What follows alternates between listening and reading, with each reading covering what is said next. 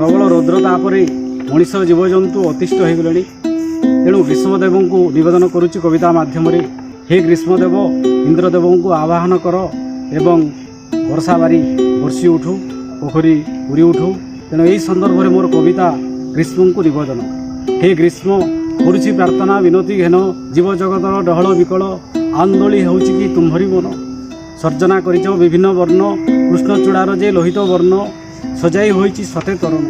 राधा चूड़ा पिंधि पीत बसन आनंदरे पिए तब किरण। मल्ली फूलर जे धवल वर्ण बास्ना तार दिए नुआ जीवन। କରିବାକୁ इंद्रदेव को आवाहन करिछ कि सते एते जतन। जीवे दया कर हे सूर्यदेव मनीषर तो जंत्र स्वभाव कल कारखाना प्रसाद गढ़ी तापे देउछि द्विगुण करी। जाने परा यह विधि विधान ग्रीष्म नथिले वर्षार कि स्थान। कुंभ ताप अटे कल्याणकारी ता प्रभावे भवे बरसे बारी। मिनती घेन इंद्रदेव को कर आवाहन करु पछे मेघ घर गर्जन झरणा शबदे करुणु मन। पोखरीर जल उछुली उठू दूरदूर रावरे हेउ पछे मोर बधिरा कर्ण। चारिआडे हेउ सबुज वर्ण भरी उठू जीवे नुआ जीवन। हे ग्रीष्म मिनती घेन अतिष्ठ हेलाणी आंभ जीवन। इंद्रदेव को कर आवाहन।